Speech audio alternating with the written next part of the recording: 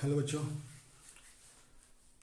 तो चलो अब हम लोग बढ़ते हैं लास्ट वीडियो, ये क्लास एंड ऑब्जेक्ट के बारे में। इसमें हम लोग एंड कर देंगे इस चैप्टर को। क्लास एंड ऑब्जेक्ट का ये लास्ट पार्ट है, तो जिसमें हम लोग बात करेंगे स्टैटिक क्लास मेंबर्स के बारे में।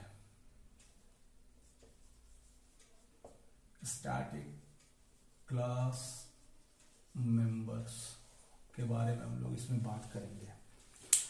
तो देखो, क्लास का जो मेंबर है, क्लास का मेंबर कहने का मतलब डेटा मेंबर हो या मेंबर फंक्शन हो, ये दोनों को हम लोग स्टैटिक बना सकते हैं। ठीक है, मतलब a class can have static data member as well as static member functions. तो इन दोनों के बारे में एक एक करके हम लोग बात करेंगे। चलो शुरुआत हम लोग करते हैं स्टैटिक डेटा मेंबर को लेकर के कि स्टैटिक डेटा मेंबर क्या होता है।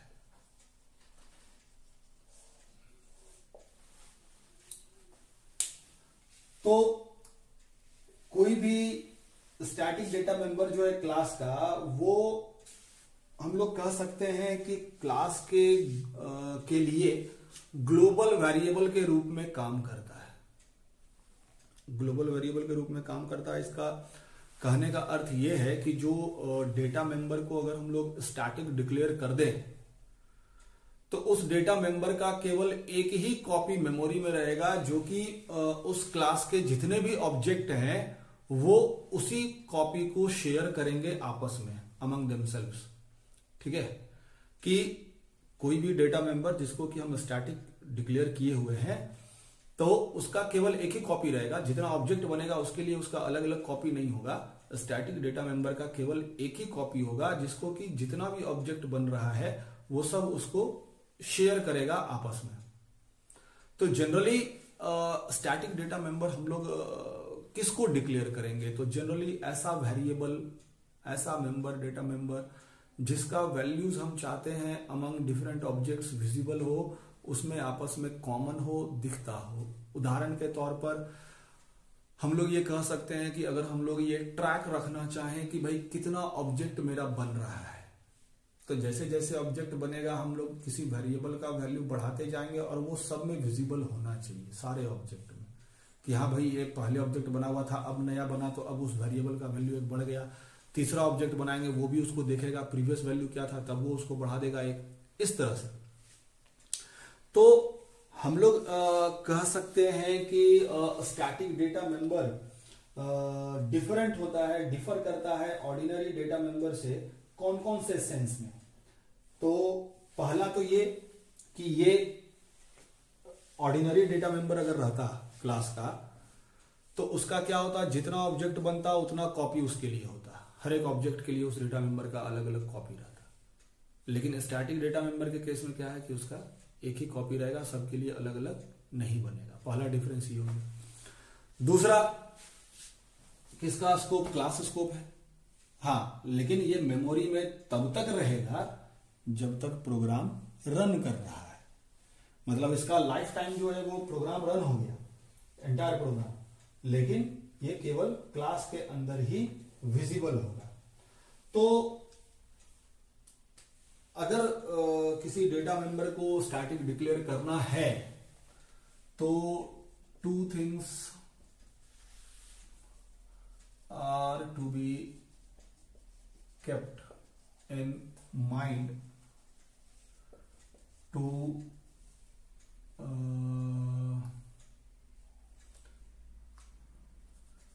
create a static data member। क्या क्या? दो चीजों का ध्यान रखना पड़ेगा अगर हम किसी डेटा मेंबर को स्टैटिक बनाना चाहते हैं।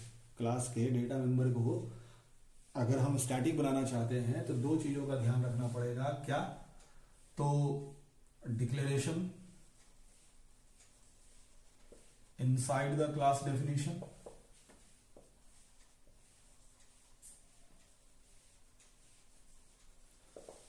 और definition outside the class definition. उसको डिफाइन करना होगा हमको क्लास के बाहर।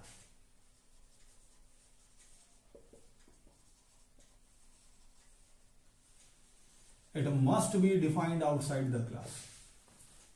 एकदम जरूरी है कि आप उसको क्लास के अंदर डिक्लेयर तो करिए, लेकिन उसको डिफाइन आप क्लास के बाहर ही करिएगा। उसको क्लास के अंदर हम लोग डिफाइन नहीं कर सकते हैं। जैसे मान लो एग्जांपल के तौर पर अगर हम कोई क्लास बनाते हैं, सपोज करो क्लास एक्स, ये क्लास डिक्लेयर की है।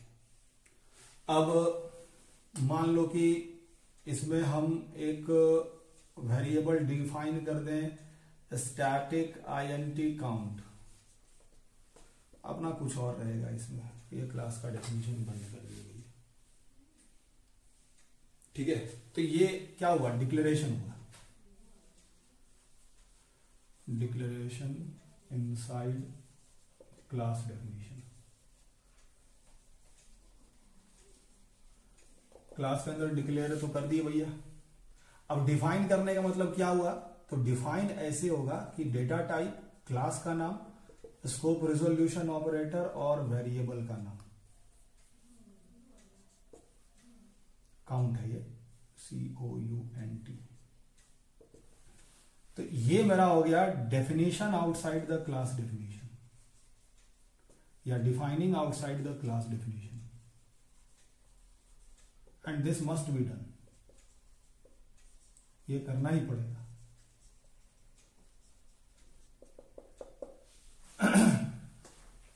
तो इस तरह से हम लोग किसी वेरिएबल को, या हम लोग कह सकते हैं डेटा मेंबर को स्टैटिक बनाते हैं किसी क्लास में।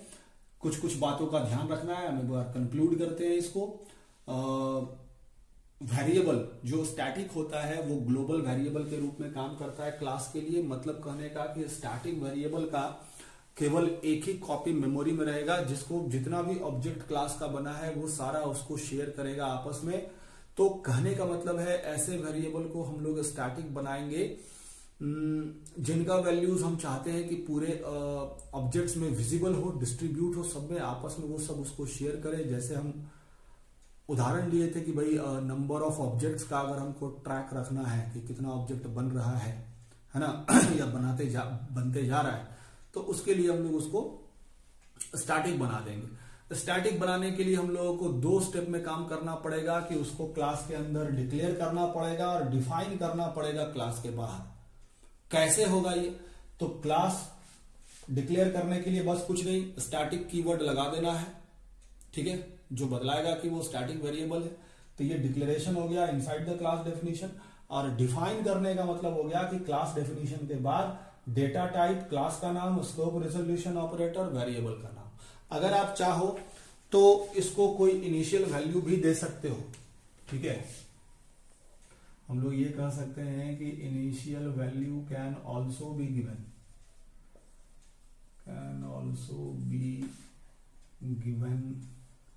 at the time of definition,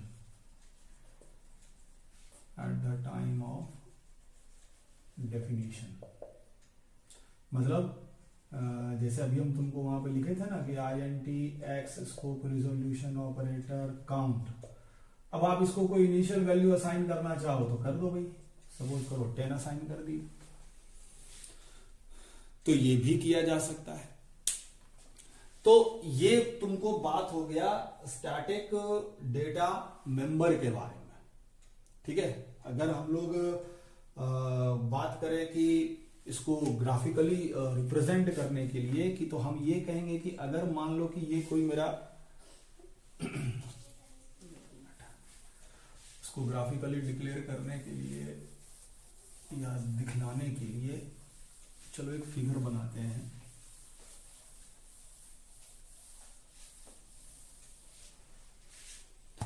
जैसे मान लो मेरा कहना है कि सपोज करो कि ये स्टैटिक डेटा मेंबर है, तो हम कह रहे हैं कि इसका भाई एक ही कॉपी रहेगा। अब अगर मान लो मेरे पास एक ऑब्जेक्ट 1 है, object 1, object 2,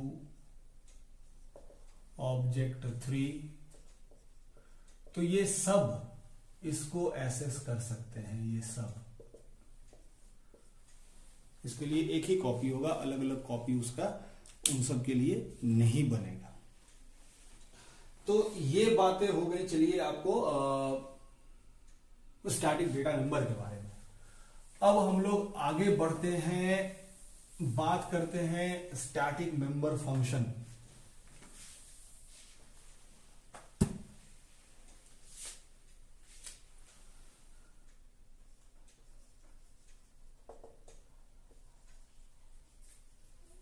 static member function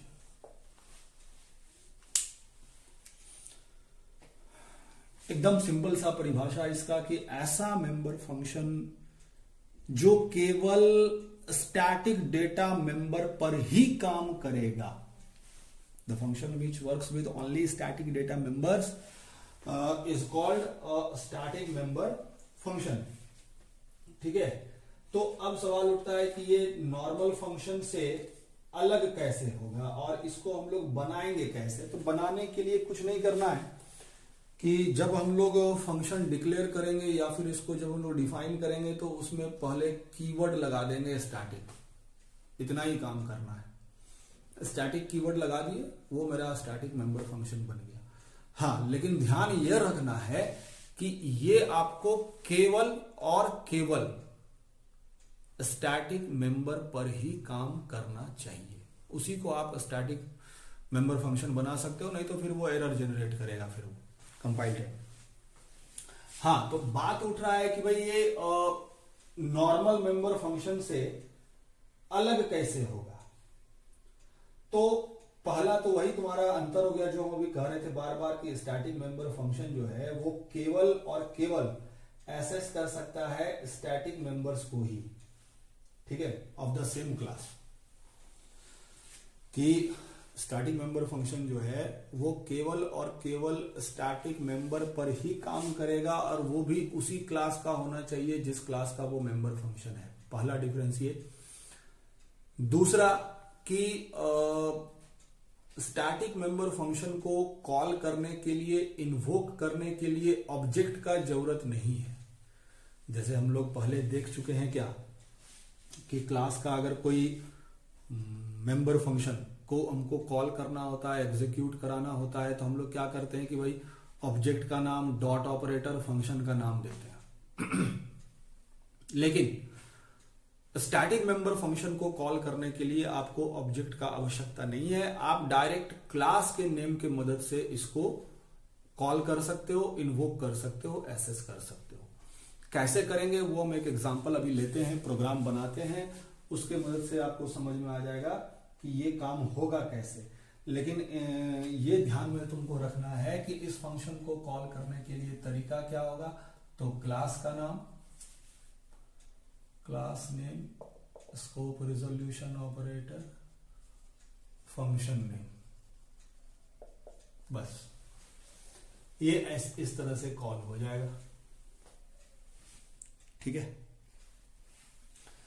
तो चलो हम लोग इस पर क्या करते हैं कि एक एग्जांपल लेते हैं, एक प्रोग्राम देखते हैं जो इसके यूज को बतलाएगा और उसके मदद से हम लोग समझ पाएंगे कि स्टैटिक डेटा मेंबर और स्टैटिक मेंबर फंक्शन किस तरह से कोरिलेट हो रहा है, काम हो रहा है। तो चलो सबसे पहले हम लोग हेडर फाइल ले लें, iostream.h।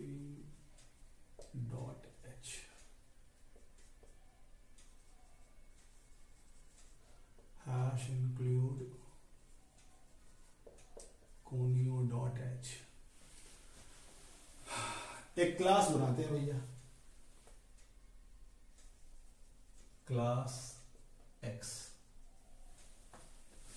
ठीक है, अब इसमें हम लोग क्या करते हैं कि दो नॉर्मल वेरिएबल ले लेते हैं, int सीरियल नंबर ले लेते हैं, s नंबर, फ्लोट प्राइस ले लेते हैं। मतलब किसी आइटम का, प्रोडक्ट का सीरियल नंबर क्या है और प्राइस क्या है वो ले लेते हैं। और एक वेरिएबल हम डिफाइन करते हैं स्टैटिक int काउंट, जो कि क्या करेगा, तो ये कितना ऑब्जेक्ट बन रहा है इसका रिकॉर्ड रखेगा। जैसे ही ऑब्जेक्ट बनाएंगे हम लोग इसका वैल्यू एक बढ़ा देंगे। तो चलिए कैसे होगा काम, उस पर हम लोग आते हैं। उस पर अब पब्लिक में कुछ फंक्शन डिफाइन कर लें इन सब पर काम करने के लिए।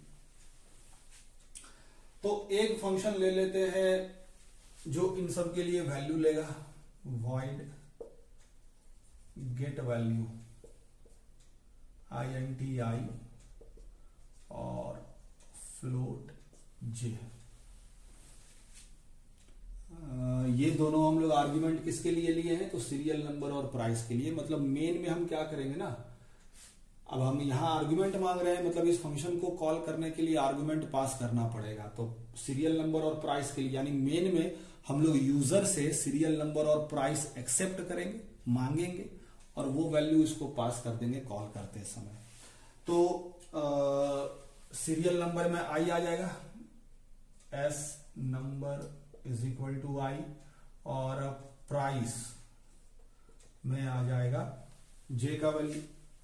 ठीक है, और हम लोग क्या कर रहे हैं कि इसमें काउंट को एक बढ़ा देंगे, क्योंकि जब ये ऑब्जेक्ट बनेगा तभी ये फंक्शन कॉल होगा। तो मैंने काउंट को एक बढ़ा दिया, प्लस प्लस काउंट। अब तुम्हारा सवाल होगा कि सर ये चूंकि स्टैटिक डेटा मेंबर को एक्सेस कर रहा है तो इसको हमने स्टैटिक क्यों नहीं डिक्लेयर किया। नहीं कर सकते हैं, क्योंकि हम तुमको अभी थोड़ी देर पहले कहे थे कि स्टैटिक फंक्शन पर ये कंडीशन होगा कि वो केवल और केवल स्टैटिक डेटा मेंबर को ही एक्सेस करे। यहां ये इसके अलावा सीरियल नंबर और प्राइस को भी एक्सेस कर रहा है, उसको भी मॉडिफाई कर रहा है, उस पर काम कर रहा है।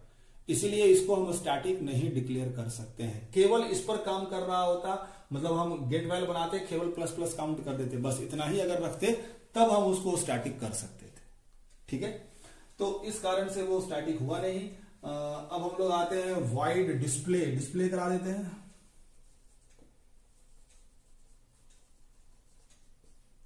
तो यहां पर दो चीज का वैल्यू दिखलाते हैं, सीरियल नंबर और प्राइस के लिए।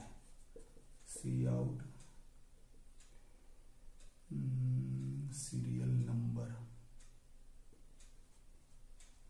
एस नंबर,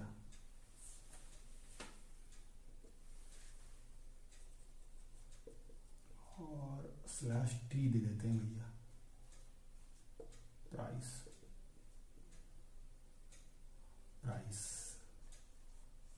और न्यू लाइन डाल दो, एक आइटम का वो डिस्प्ले कर दे सीरियल नंबर और प्राइस, तो फिर नया लाइन में आ जाए। ये तो हो गया ये। अब हम लोगों को काउंट का वैल्यू अगर देखना है तो चलो अब हम लोग एक क्या करते हैं कि केवल काउंट को एक्सेस करने के लिए एक फंक्शन बनाते हैं। ठीक है, अब चूंकि वो केवल स्टैटिक मेंबर पर ही काम कर रहा है, उसको एक्सेस कर रहा है, आप उसको स्टैटिक डिक्लेयर कर सकते हो। स्टैटिक void डिस्प काउंट नाम से फंक्शन ले लिए भैया, और यहां से डिस्प्ले कर दो। ठीक है, नया लाइन में तो आ ही जाएगा। काउंट का वैल्यू जो है वो है काउंट। ये क्लास के अंदर ही हम लोग इसको डिफाइन किए हैं, और यहां मेरा क्लास का डेफिनेशन हो गया एंड। अब देखो एक बात, ये जो हम लोग अभी यहां पर काम किए थे कि काउंट डेटा मेंबर को डिक्लेयर किए थे क्लास के अंदर, तो इसको डिफाइन भी करना होगा क्लास के बाहर। वो मस्त स्टेप है, करना ही पड़ेगा।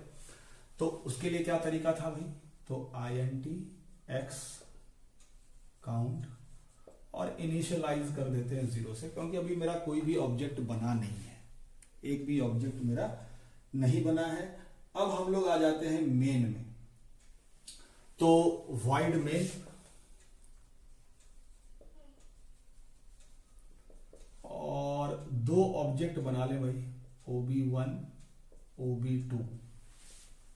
ठीक है, अब हम लोग क्या करते हैं कि ob1 dot gate well call कर लो। दो आर्ग्यूमेंट देना पड़ेगा इसके लिए। तुम चाहो तो यूजर से एक्सेप्ट भी करा सकते हो, लेकिन चलो उसको लेंथी हम नहीं कर रहे हैं, यहीं पर डायरेक्ट वैल्यू दे दे रहे हैं। तो पहला दे देते हैं मान लो 1 सीरियल नंबर, प्राइस दे देते हैं मान लो 50.25। फिर हमने कॉल करा ob2.getval, सीरियल नंबर 2, प्राइस मान लो 125.75। ठीक है। और अब हम ये कॉल करते हैं डिस्प काउंट वाला फंक्शन कि काउंट का वैल्यू कितना हो गया।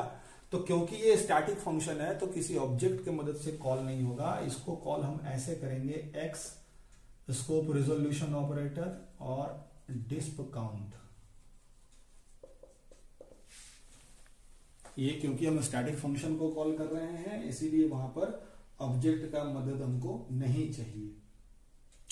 अब चलिए एक और ऑब्जेक्ट बनाते हैं भाई, एक और ऑब्जेक्ट बनाते हैं x का ob3 और ob3.getval कॉल कर लीजिए, सीरियल नंबर दे दीजिए 3, प्राइस दे दीजिए 101.50।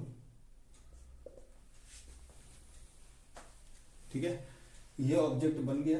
अब इसके बाद हम एक बार और कॉल कर लेते हैं डिस्प काउंट को, x डिस्प काउंट। अब डिस्प्ले कॉल कर लो, ये जो डिस्प्ले बनाए थे ob1 की मदद से, ob2 के मदद से और ob3 के मदद से।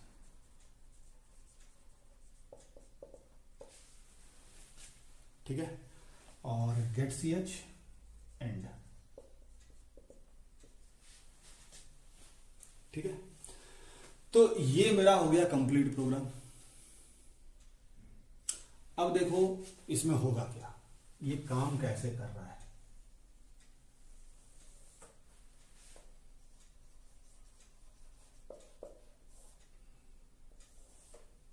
आउटपुट कैसे काम कर रहा है, रिजल्ट कैसे आ रहा है, वो हम लोग समझेंगे। एग्जीक्यूशन तो जब भी होगा मेन से ही होगा, मेन से स्टार्ट किया।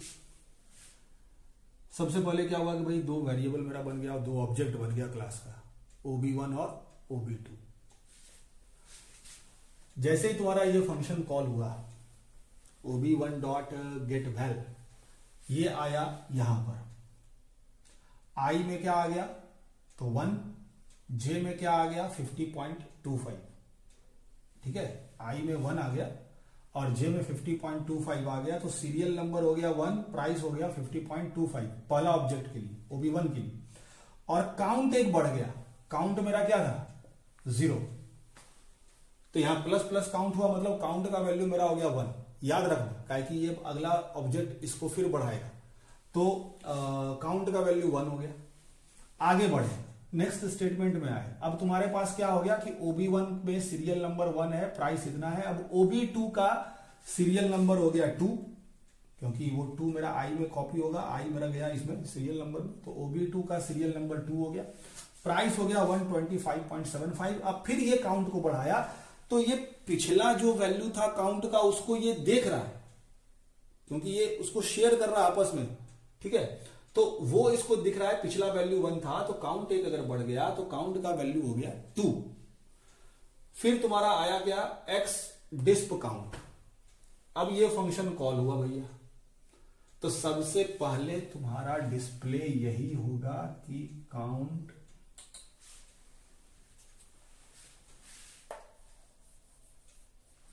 सबसे पहले डिस्प्ले यही होगा कि count is equal to 2। Count का वैल्यू 2 था, पहला यही आएगा लाइन। अब फिर एक हम ऑब्जेक्ट डिक्लेयर किए, ob3 में गया 3 सीरियल नंबर में, प्राइस हो गया 101.5 और फिर काउंट एक बढ़ गया, मतलब अब काउंट का वैल्यू हो गया 3, क्योंकि ये भी प्रीवियस वैल्यू को देख रहा है, शेयर कर रहा है, तो उसको 2 दिख रहा था, काउंट एक बढ़ करके 3 हो गया। अब ये जब कॉल हुआ डिस्प काउंट, तो तुम्हारा यहां पर नया लाइन में अब आ जाएंगे हम लोग, काउंट इज इक्वल टू 3, ये डिस्प्ले होगा। अब उसके बाद क्या है, ob1 dot display, ob2 dot display, ob3 dot display, तो सबके लिए सीरियल नंबर और प्राइस आ जाएगा। तो सीरियल नंबर पहले के लिए आएगा 1 और प्राइस आएगा उसका पहला वाला का था 50.25 ये आएगा। फिर सीरियल नंबर आएगा 2 और प्राइस आएगा इसका 125.75। फिर सीरियल नंबर आएगा 3 और प्राइस आएगा 101.5। तो ये आएगा इस प्रोग्राम का आउटपुट और इस तरह से काम चलेगा तुम्हारा स्टैटिक मेंबर फंक्शंस पर और स्टैटिक डेटा मेंबर। इस तरह से ये सब आपस में रिलेटेड है, काम कर सकते हैं। तो यहां पर तुम्हारा पहला जो ये चैप्टर है क्लास एंड ऑब्जेक्ट यहां पर एंड होता है। इसमें काफी सारी चीजें हम लोग देखे कि क्लास होता क्या है, एक्सेसिबिलिटी का इसमें स्पेसिफायर क्या क्या है, कौन कौन से तरह के मेंबर इसमें होते हैं, ऑब्जेक्ट क्या होता है, हम लोग कौन कौन से तरह के डेटा मेंबर को ऑब्जेक्ट के मदद से या नॉन मेंबर फंक्शंस के मदद से एक्सेस कर सकते हैं, पब्लिक प्राइवेट में क्या अंतर है, और क्या कहते हैं कि फिर हम लोग एरे ऑफ ऑब्जेक्ट भी देखे थे, ऑब्जेक्ट एज फंक्शन आर्गुमेंट भी देखे थे, नेस्टेड क्लास देखे, ठीक है, फंक्शन रिटर्निंग ऑब्जेक्ट्स देखे।